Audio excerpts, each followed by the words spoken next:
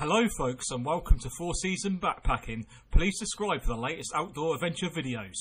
Well folks, welcome to Avebury. If you haven't subscribed, please do so for amazing adventures just like this one today. I am, the original plan was to walk up to Mill Hill, but I've left it a bit late in the day. There's only going to be about another hour or so before sunset. It'd take way more than an hour to get there, and I wanted to get some decent footage before the sunset, so I've decided I'm probably going to camp up on my usual spot up in Wansdyke, which is also an awesome view, but I should be able to possibly get there before sunset, possibly. Okay, I guess this is what is called the inner circle at Avebury. It's a circle within a circle. Actually went to an inner circle, stone circle for winter solstice this year. You can check that out. That was my winter solstice video I've just done. That was up in the Lake District, known as the Druid Stone Circle near Overston, just outside the Lake District National Park, actually, in Cumbria. So a big old crow on the top of that stone there. Can't zoom in with these. So these two stones here would be part of the outer stone circle, and in there you can see the inner stone circle. I've heard that there is actually a square, a load of stones forming a square in the stone circle as well. It's probably been known about for a long time though, but I've only just heard talk about it in recent years. So there you got the ditch that surrounds the outer stone circle. It's been redug in more recent years, and the stones have all been restood as well, and cemented and glued back together in more recent years. So here you got some of the trees on the embankments around the ditch that surrounds the inner stone circle. Some of you might recognise where this is, some of you might not, but a lot of people gather along this part of the ditch up here for the sunrise. Yeah, this the ditch down there and this embankment here on the outside of the site, basically surrounding the inner stone circle and the ditch. This is packed out with people on the solstice, waiting for the sunrise, as I said. Now I should know this, I think the sun either sets over there on solstice or rises over there. You guys will be able to let me know in the comments, for you people who've been to the solstice. I have, but I can't remember which one it is, whether it's the sun rising or sun setting. Okay, these little concrete sort of like pillars along this avenue are supposed to mark where there would have been stones, but long since gone.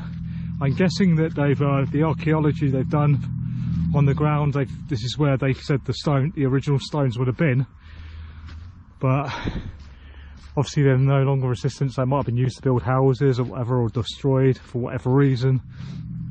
Who knows what the truth is, or the real history of this place? No one really knows, to be honest.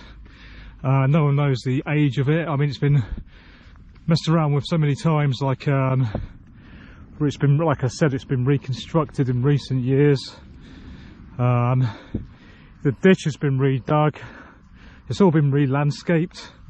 It's hard to say what's ancient and what's been done in more recent times, to be honest, which is a shame. But that's the same with pretty much all stone circles in Britain that are standing upright. They've all been re-stood up. A lot of them have been set in concrete in more recent times. Just about all of them, to be honest. So yeah, it would be interesting to know how old these really are.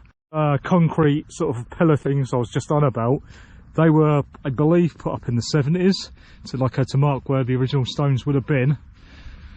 And these stones that look ancient are actually really been re-stood up in more recent times. and I don't know if even know if a lot of these stones are actually found in the place they are now. They might have been put there. Who knows? It's hard to say. A lot of Victorians landscaped a lot of things for tourism, so it's really hard to say. I mean, no doubt they've done radiocarbon dating, and I guess this is the way they date things mainly. So finds in the ground. You can't actually date when stone circles were put up. It's impossible at the moment. Maybe it always will be, but no one can date when a stone circle was put up. You just go by the finds you find in the ground, either by radiocarbon dating, I believe, or just from what they found in the ground at other sites that have been dated. So it's not facts, it's just like educated guesswork. So you can never say that these stones are thousands of years old, but you can't say they've been put up in more recent times either, because I don't think anybody really knows. I should say that these stones were put up in recent times, but I'm just wondering what it looked like before they were re-put up, or if they're in the same places they were found. You know what I mean?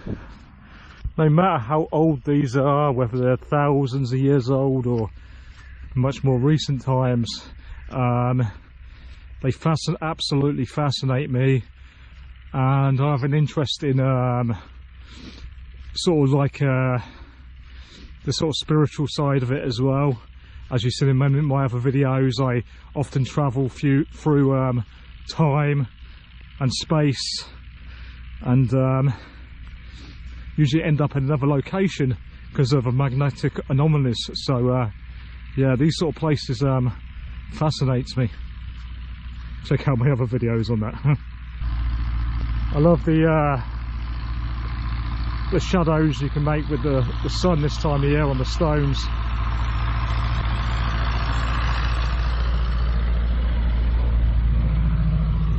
Don't think there's going to be any time travelling today, folks. We'll see. I don't think so. No magnetic anomalies to report. No. The sun this time of year, it's so beautiful on these stones. Golden. Over there, it's what looks like to me some round barrows. 3 round barrows, 4 round barrows. I can see quite a few actually, but there's 3 main ones close together in those trees. They're either round barrows or some kind of water tanks. It's hard to tell sometimes. Water tanks can look like that, they cover them up like that, but I'm guessing because the area we're in, they're probably round barrows. Seeing this at the side of the road, could it be remains of a stone circle or walkway? Well folks, some ice for you.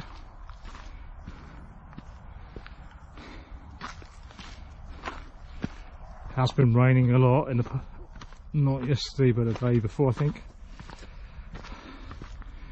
It's not normally like this, I don't think.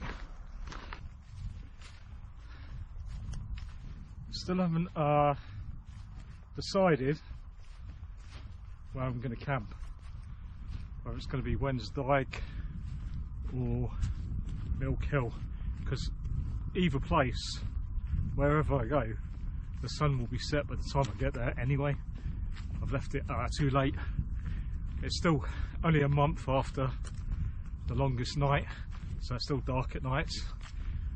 It's going to be dark by 5 o'clock. It's going to be dark. I think sunset's around 4:20 or something like that. Okay. Turns out I've got about 50 minutes before sunsets,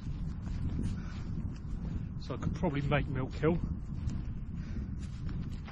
The sunset's on the other side of the chalk ridge, so from this side it's going to set quite soon, but I should still see the sun on the other side when I'm at the top. If I go to Milk Hill, if I go to Wansdyke, it's kind of on this side of the ridge, it's not quite at the top, so it's going to be dark. It's going to be dark much sooner. I still might go to Milk Hill, you know.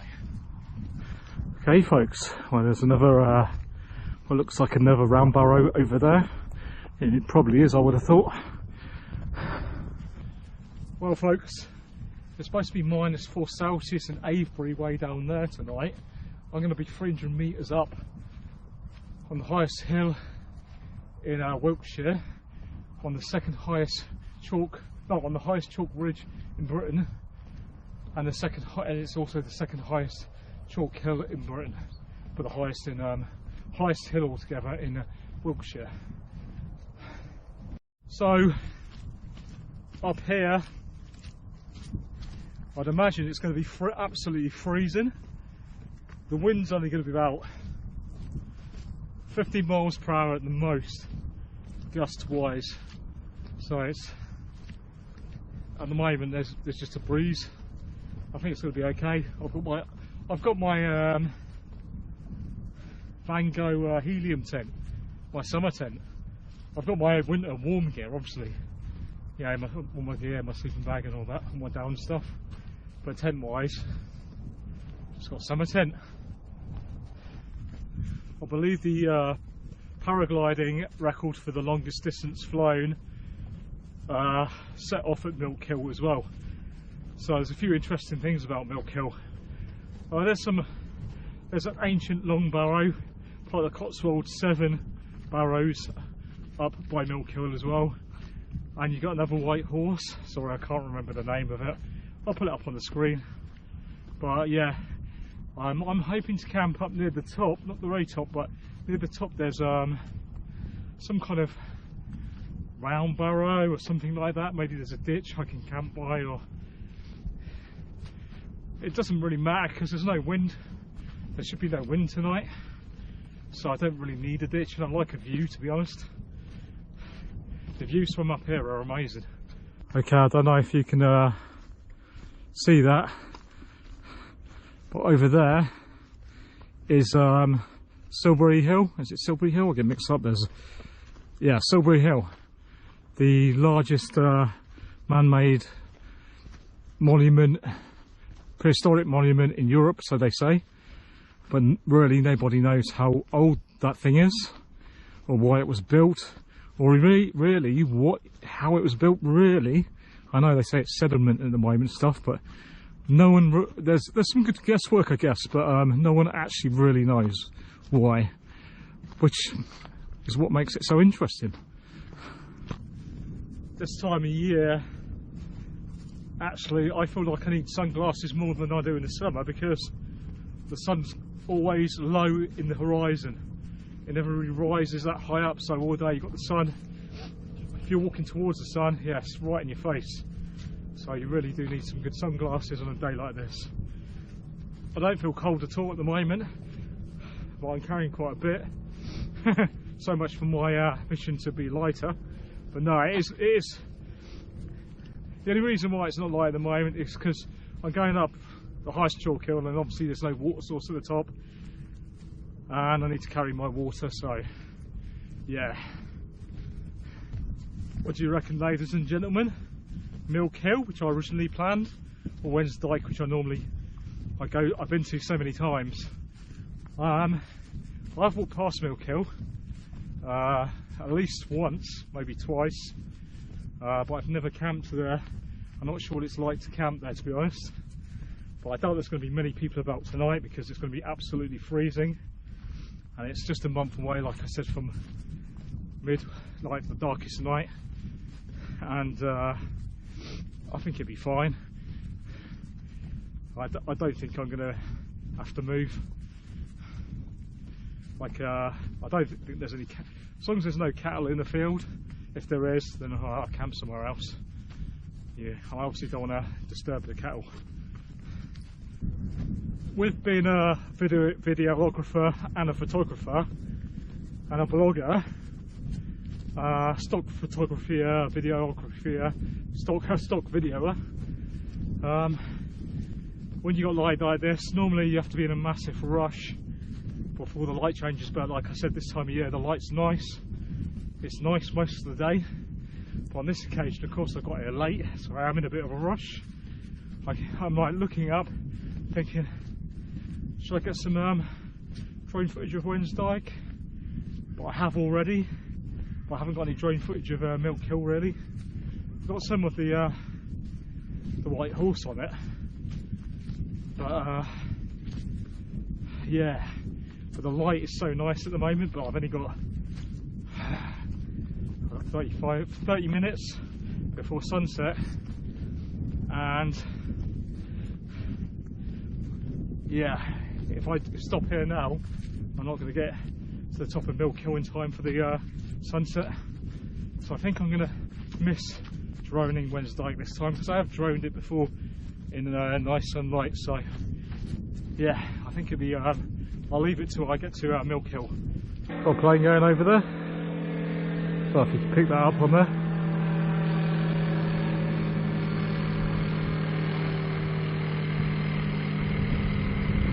What a beautiful day to have a plane ride over the highest chalk ridge in Britain. I have to say, it is annoying that I'm not further up the ridge. I'm not sure how long I've got left. I don't think, now I'm thinking, I thought it was a bit closer than I was. But I'm thinking I'm not going to get the sunset at Milk Hill probably. Or will I? I doubt it. I can see this humongous ridge in front of me, which is really weird because I've never really noticed it before. It's like silhouetted against the sun, and it actually looks like a mountain. But they are less than 300 metres above sea level. But compared to the rest of the landscape, it's really prominent. It really does look like a mountain. I think if I come here again, I would stay for 2 nights, because 1 night's not long enough. Even though it's not so far away from me, by public transport it takes around 4 hours to get here. So yeah, it's cheap. That's the only reason I come here, because it's like, I mean, it'd take me probably about just a bit longer to get down to Dartmoor, but that cost me a good 60 quid, a bit more maybe, if you include the buses around the park, if I'm using those, if I stay there for a week. So I'd stay there for a week if I went to Dartmoor. But yeah, here, like what's it, under 20 quid, cost me under 20 quid for return. If I leave it too late to come here, the tickets last, Stagecoach tickets last 24 hours. So that's why I left it late in the day to come here, so I can use the same ticket tomorrow going back. If you're coming, if say like from Oxford, right, you could get a day ticket for, what's it, £9.20, but don't get the Oxfordshire day ticket, get the Wiltshire day ticket on your phone, right, because that's covered from Oxford to Swindon. And then of course when you get to Swindon, that's Wiltshire, so your ticket's covered to Avebury then. So what it costs you, if you live in Oxford, if you're going from Oxford say, to get here to Avebury, £9.20, return if you leave it late in the day, then come back within 24 hours the next day, £9.20, bargain, eh? Okay, I've got about 24 minutes before sunset. I believe I can see the top of Milk Hill. Well, I thought I was a lot closer last time. I haven't looked at the map. Pretty sure it's the highest point. But you know what it's like. You're walking up a mountain, you think you're at the top and you're not. I'm using the GoPro 8 at the moment, by the way, guys. I've got it in linear mode, on cinematic mode. I fixed the ICO at 400. I fixed the white balance at 5000K, I think. I can't remember the other settings, but I don't have it on auto because I do stock videos, and for that you can't. If you have it on auto, it makes all the colour jump up and down all over the place. so you need to select manual settings for that. Plus the fact it looks better on manual, I think. You get, after a while, you get used to it. When I first started doing it manually, I thought, oh, it's just going to be a pain in the arse, but it's not at all. You get some really good videos by doing it manually. Seriously wish I had more time. The light here is just absolutely incredible at the moment. I don't know if I'm going the right way. Yeah, I think I am. And again, it's farther than I thought it was, but I can definitely see the top of Milk Hill. But whether I'll make it for end of sunset, to be honest, there's any cattle up there at the moment. Don't know if there's any sheep in Milk Hill at the top. I think actually the top of Milk Hill is actually a farm, but a bit further down is just basically, I think, common land. I think. I don't know if I'm right, but yeah, because there's a farm straight in front of me before the top, and there's sheep in it, a lot of sheep. So obviously I'm not going to camp in there because it's being used, and that's how the farmer makes his money. And you know, last thing he's going to want me camping in there. So there's plenty of places where there aren't sheep, so if that's not being used, that will be fine. Just can't camp there. Just use your common sense, innit? Also, the problem with droning is I can't just carry it in my hand or my pocket ready to use any sights I see, like a camera or the GoPro. I have to prep it, I have to put the control together. So yeah, it takes a bit of time, so you have to put the bag down, get it all out, then put it all away again. And look, the sun's just gone out, so if I just did that now to catch that light, by the time I've done the drone, it'd be the light would be gone. So it's a bit like a SLR camera. You got to get it all ready, set it all up before you can take the video or the photo with the drone.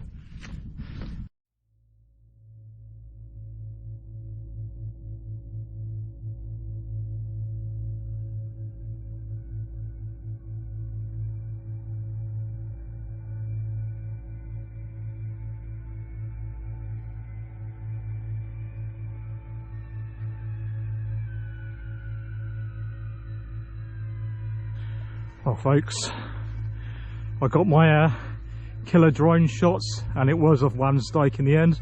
I think they're probably the best ones I got actually so far. The weather up here is perfect for droning. Just a breeze, a slight breeze. The light is amazing. The sun set about 10 minutes ago now, and I'm heading for Milk Hill. So obviously I'm not going to get any drone footage in Milk Hill, but I might do in the morning. But it's not going to be any sun tomorrow. It's going to be very cloudy. It could even be misty, so unfortunately might be no footage from that in the morning. There's no one up here. I haven't seen one person the whole time I come up here, but if you go up the Ridgeway, that's a different story. You're going to see people all year round, but here it's probably the most remote area in Wiltshire. That's why I like it so much. It's great for camping. Obviously, you got to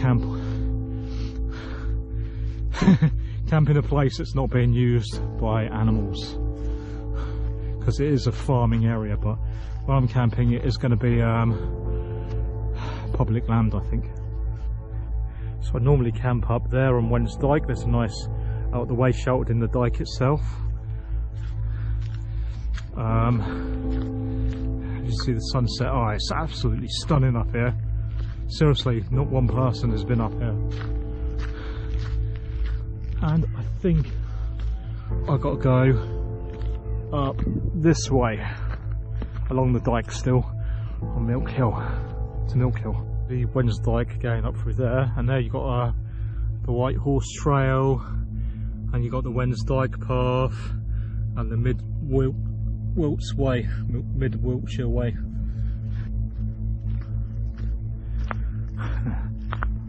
All running off. Last time I camped up here in a sort of, I don't know if it was winter or autumn, but it snowed. It could have been a very cold autumn.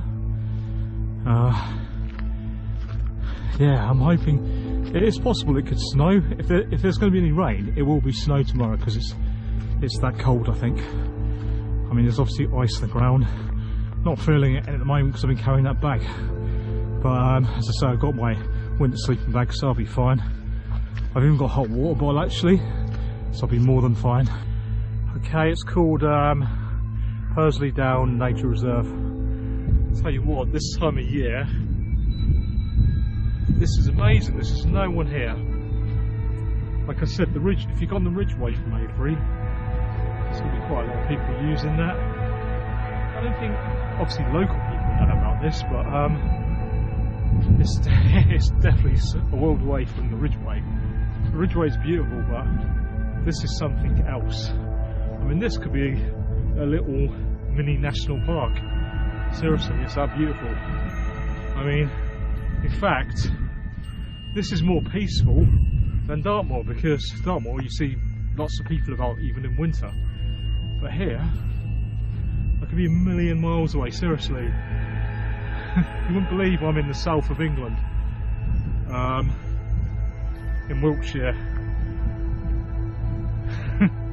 It's absolutely beautiful, man. Really beautiful. Oh, actually, also, there is actually a stone circle around here somewhere. It might be down the other side of this chalk ridge, but there is a stone circle. It's probably not very viewable. It's probably under the turf, a lot of it, but there is actually a stone circle remains. Small, very small one, like a Khan circle, I think. I have walked this bit before in I think it was an equinox for spring or autumn, probably autumn. I wild camped near Adam's grave, which is on this chalk ridge, and I walked back this way. I think I walked this way in the day, and the view is absolutely stunning. Seriously, this is this chalk ridge. Well, it's the biggest chalk ridge or highest chalk ridge in Britain. By Milk, I think Milk Hill's just over there, and that's the highest hill in Wiltshire, as I've said, and it's also the second highest chalk hill in Britain. Okay folks, I found a camping spot. I'm about to boil some water, well, get my hexie stove going, I hoped. Oh, I didn't keep up properly, did I? Okay, luckily I had a cheap disposable lighter, which had a bit of fuel in. That one I bought, I don't think I filled it up properly. There was no gas coming out of it. I'll have to check that when I get back, but I was in a rush, so maybe I didn't put the right adapter on when I filled up the lighter.